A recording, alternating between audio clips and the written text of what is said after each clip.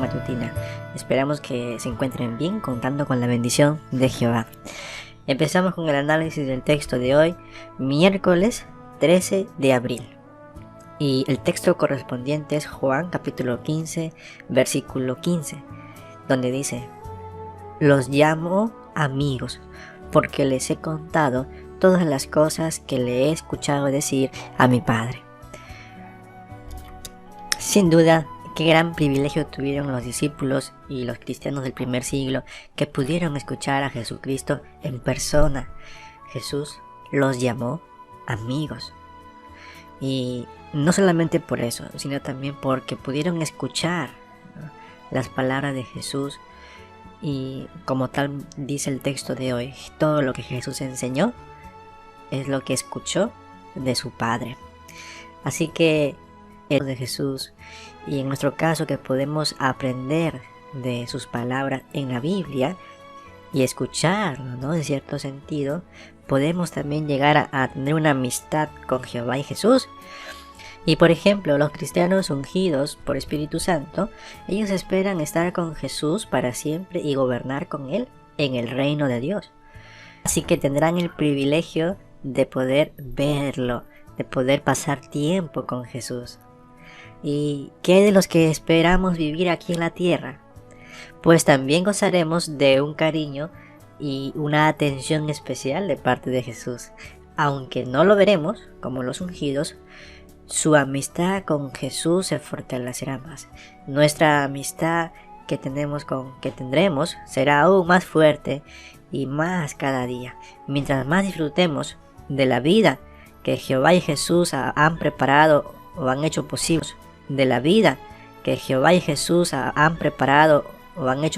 para nosotros, más fuerte será esa amistad con Jehová y Jesús. Pero ¿qué bendiciones hay?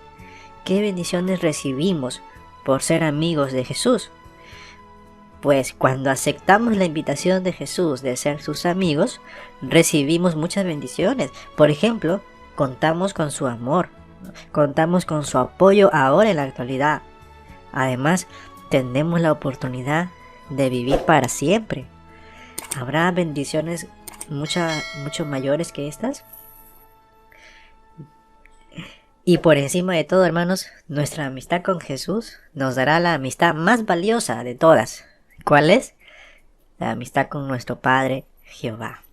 Qué gran honor, entonces, es ser amigos de Jesús. Qué bonito, hermanos, el que Jesús haya llamado amigos, fe en Él. Eso es una muestra de cariño y de amor y consideración para nosotros los seres humanos. Bien, mis hermanos, así estamos terminando con el texto de hoy. Ahora pasamos a la lectura bíblica de la conmemoración, correspondiente a hoy miércoles 13 de abril, que tiene que ver del 12 de Nisan, de la puesta del sol de 11 de Nisan a la puesta del sol de 12 de Nisan. Vamos a continuar con el relato y analizando lo que Jesús hizo en este día. Bueno, Jesús sale de Jerusalén el lunes por la tarde y regresa a Betania. Como aprendimos o analizamos ayer, Jesús estuvo en Jerusalén, estuvo en el templo, pero bueno, regresa a Betania, en la parte oriental del Monte de los Olivos, ¿no? Posiblemente, una vez más pasó la noche en la casa de sus amigos Lázaro, María y Marta. Ahora empieza otro día, el día 11 de Nisan. Jesús y sus discípulos se ponen de nuevo en camino a Jerusalén por la mañana. Parten otra vez. Y esta sería la última vez que Jesús va al templo. Es el último día de su ministerio público antes de celebrar la Pascua. Y además de celebrar la Pascua, instituir la conmemoración de su muerte y enfrentarse a un juicio y a su ejecución. Entonces, en el camino que va de Betania hacia Jerusalén, en el Monte de los Olivos, Pedro se fija en la higuera que Jesús maldijo el día de ayer y exclama: Rabí, mira, la higuera que maldijiste se secó. Pero Aquí Jesús da la explicación en el Evangelio según Mateo, capítulo 21, versículos 21 y 22. Dijo: les aseguro que si tienen fe y no dudan, no solo harán lo que yo le hice a la higuera, sino que también le dirán a esta montaña: levántate y lánzate al mar, y así pasará. Y todo lo que pidan al orar, si tienen fe, lo recibirán. Así Jesús repite algo que ya enseñó en el pasado, que la fe es capaz de mover hasta montañas. De manera que al hacer que el árbol se seque, Jesús les está dando una lección sobre tener fe en Jehová. Todas las cosas que pidan en sus oraciones, pídanlas con fe y denlas por recibidas y las tendrán, les asegura Jesús. Notamos entonces, hermanos, qué importante es esta lección para todos sus seguidores. Es útil sobre todo para los apóstoles, ya que pronto se enfrentarían a pruebas muy difíciles. Pero aún hay otra lección entre la higuera que se secó. Al igual que ese árbol, la situación de Israel no es lo que aparenta. Está en un pacto con Dios y pueden dar la apariencia de obedecer su ley, pero en conjunto han demostrado que les falta fe y que son incapaces de producir buen fruto. Hasta están rechazando al propio Hijo de Dios. Por eso, al hacer que se seque la higuera sin higos, Jesús está mostrando cuál será el final de esta nación sin fe e infructífera. Así que lo que hizo Jesús fue una comparación, ¿no?, con Jerusalén. Bueno, entendemos entonces. Poco tiempo después, como Jesús tiene la costumbre de ir al templo y lo hace y se pone a enseñar. Como aprendimos ayer, él echó y botó a los comerciantes, ¿no?, a los recaudadores de impuestos, vendedores. Así que tal vez los sacerdotes principales estaban allí otra vez y le preguntan: ¿con qué autoridad haces tú estas cosas? ¿Quién te autorizó a hacer estas cosas? Así que Jesús le responde: les voy a hacer una pregunta. Si ustedes me la responden, yo les diré con qué autoridad hago estas cosas. ¿El bautismo de Juan venía del cielo o venía de los hombres? Contéstenme. Ahora son ellos los que tienen que dar una respuesta. Los sacerdotes y los ancianos se ponen a consultar unos con otros sobre qué decir. Y decían: si le contestamos que venía del cielo, él dirá: entonces, ¿por qué no le creyeron? Y decían: si le contestamos que venía del cielo, él dirá: entonces, ¿por qué no le creyeron? Pero ¿quién se atreve a decir que venía de los hombres? Y es que le tienen miedo a la gente, porque todos piensan que Juan realmente había sido un profeta. Ahora, notamos que los adversarios y los enemigos de Jesús se rinden. No se les ocurre una buena respuesta, así que le dicen: no lo sabemos. Entonces Jesús les contesta: pues yo tampoco les digo con qué autoridad hago estas cosas. Interesante, hermano, ¿no? Bueno, Jesús continúa en el templo y acaba de dejar sin palabras a los sacerdotes principales y a los ancianos del pueblo. Les cuenta una historia ahora que deja al descubierto la clase de gente que son. Jesús empieza con la historia.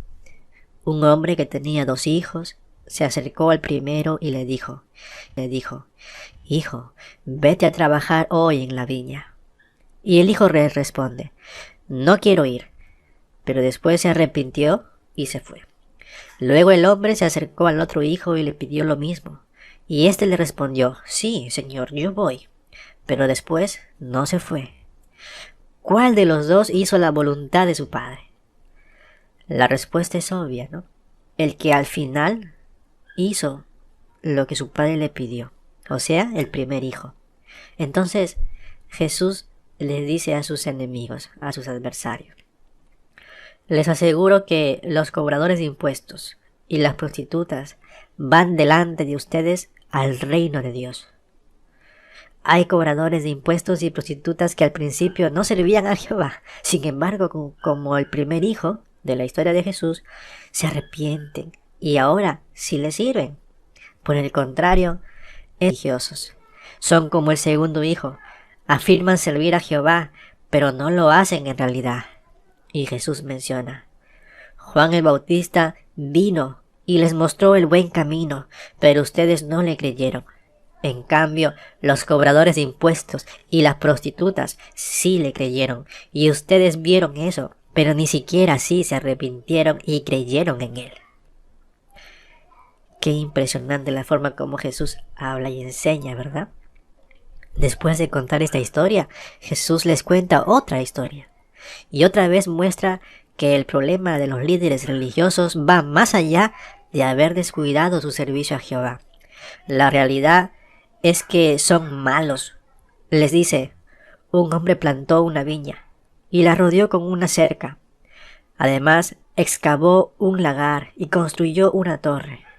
Luego les alquiló la viña a unos agricultores y viajó al extranjero. A su debido tiempo, les envió un esclavo a los agricultores para recibir de ellos su parte del fruto de la viña. Pero ellos lo agarraron, le dieron una paliza y lo mandaron de vuelta con las manos vacías. Y el dueño les envió otro esclavo, y a este lo golpearon en la cabeza y lo humillaron. Luego envió a otro, y lo mataron. Y envió muchos más. A algunos les dieron una paliza, y a otros los mataron. ¿Entenderán la historia los que están escuchando a Jesús? Bueno, tal vez se les venga a la mente las palabras de censura que escribió el profeta Isaías. El profeta Isaías en su libro, capítulo 5, versículo 7, él menciona: la viña de Jehová de los ejércitos es la casa de Jehová. Él esperaba justicia, pero resultó que hubo injusticia. Así que la historia de Jesús es parecida a lo que Isaías habló. El dueño de la viña viene a ser Jehová, y la viña es la nación de Israel, que está protegida por una cerca, la ley de Jehová. Y Jehová mandó a sus profetas para enseñar al pueblo vez tras vez y ayudarlos a producir buen fruto. Sin embargo, ¿qué hacían los agricultores? Pues los maltrataban y los asesinaban. Así que Jesús explica: al dueño de la viña todavía le quedaba alguien más, un hijo amado. Así que en último lugar lo envía a él, porque él pensaba: respetarán a mi hijo. Pero los agricultores se dijeron unos a otros: este es el heredero, vamos, matémoslo, así la herencia será para nosotros. De modo que lo agarraron y lo mataron. Entonces Jesús les pregunta: ¿qué hará el dueño de la viña? Los líderes religiosos responden: por ser tan malos, acabará por completo con ellos y les alquilará la viña a otros agricultores, quienes le darán los frutos a su debido tiempo.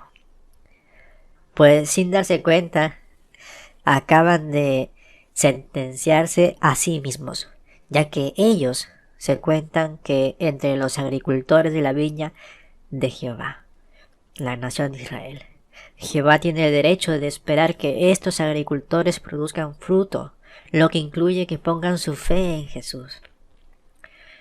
Jesús entonces mira directamente a los líderes religiosos y les pregunta: ¿es que nunca leyeron la piedra que los constructores rechazaron? Esa ha llegado a ser la principal piedra angular, y no leyeron.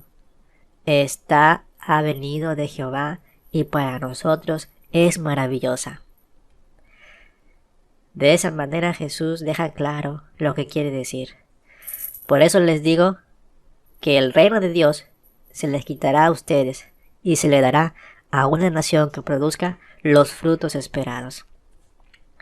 Así los escribas y los sacerdotes principales se dan cuenta de que Jesús les ha contado esta historia pensando en ellos. Así que sus ganas de matar a Jesús, el heredero legítimo, son más fuertes que nunca. Pero tienen miedo a la gente. La gente considera a Jesús como un profeta ahora, así que no intentan matarlo en ese momento. Y bueno, Jesús mantiene en el templo y continúa allí, hermanos. Pasa toda la mañana y parte de la tarde allí en el templo de Jerusalén. ¿Y haciendo qué cosa? Pues contando historias, enseñando parábolas, ¿no? Si notamos los capítulos correspondientes para hoy, Jesús enseñó muchas cosas en este día.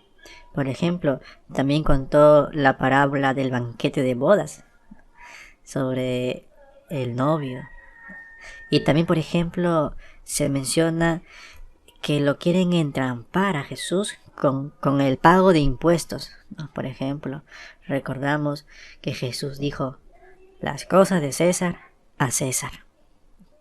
También le hacen una pregunta sobre si se casarán los resucitados. Y Jesús le responde que los resucitados serían como los ángeles. Bueno, Jesús continúa enseñando y compartidos serían como los ángeles. Bueno, Jesús continúa enseñando y compartiendo mucho conocimiento en ese día.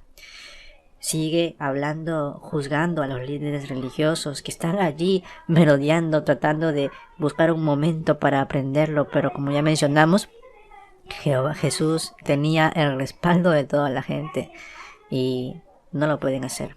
Así que sigue desenmascarando a sus adversarios hipócritas, los líderes religiosos que han intentado atraparlo. Y otra de las enseñanzas que Jesús dio fue basándose en aquella viuda que llega al templo. En esa mañana llega al templo una viuda y, como ya sabemos, la viuda echa todo lo que tiene.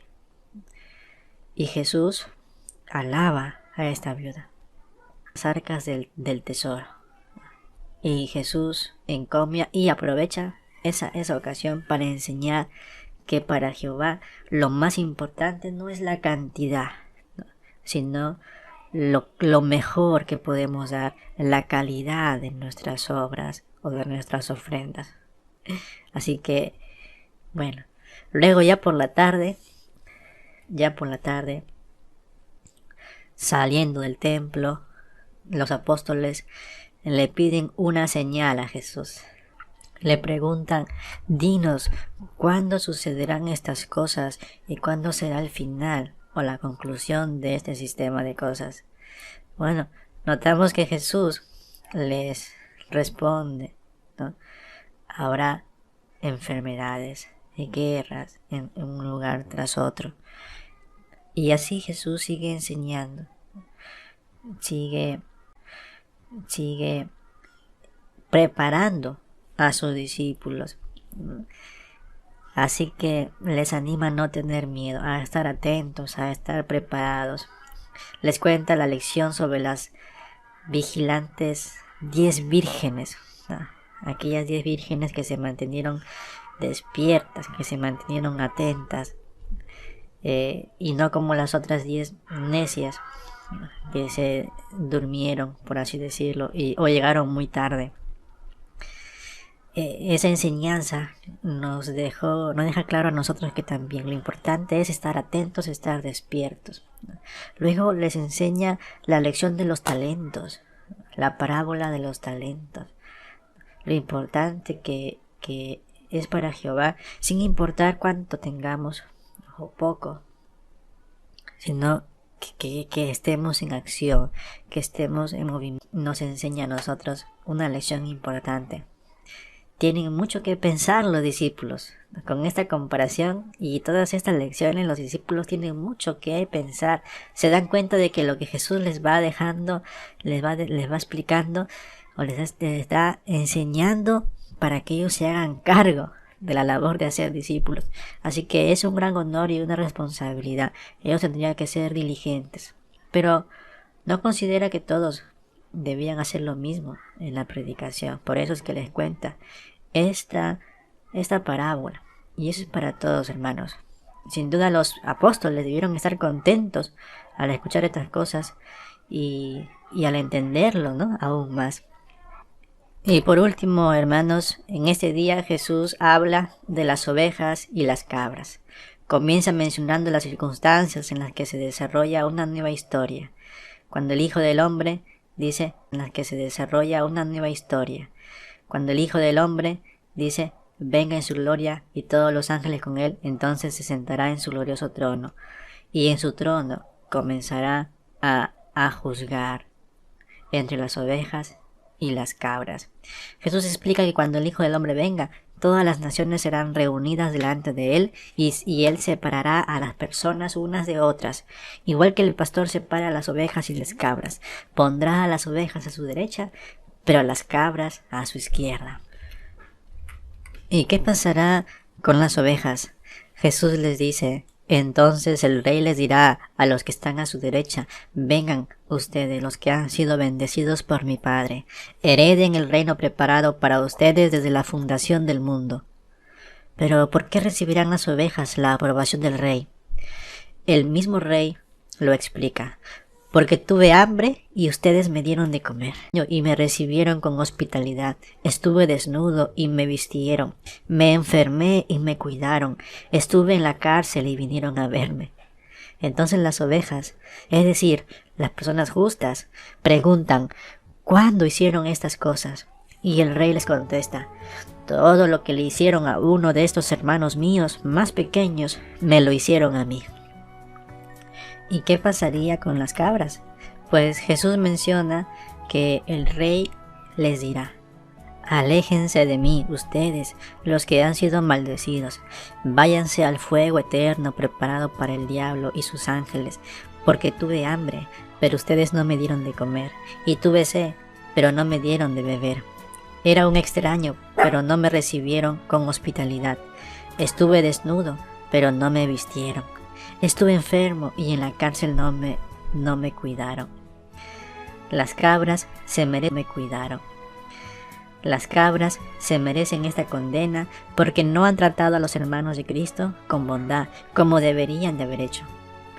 Los apóstoles que estaban escuchando se dan cuenta de que esta sentencia futura tendrá consecuencias permanentes eternas. Jesús les explica. Entonces el rey les responde: les aseguro que lo que no le hicieron a uno de estos hermanos míos más pequeños, no me lo hicieron a mí. Estos irán a la destrucción eterna, pero los justos irán a la vida eterna. La respuesta de Jesús a la pregunta de sus apóstoles les da a sus seguidores mucho en qué pensar y los ayuda a analizar su actitud y sus acciones. Y así, mis hermanos, Jesús, con esta historia y esta parábola, está terminando el día 12 de Nisan. Pues es mucha la información y las historias que Jesús contó, que es mucho en qué pensar. Muy bien, hermanos, así estamos terminando el día de hoy también con esta lectura y este análisis de lo que Jesús hizo hoy. Bueno, esperamos que cuenten con la bendición de Jehová, que Jehová los cuide, y nos encontramos continuando con esta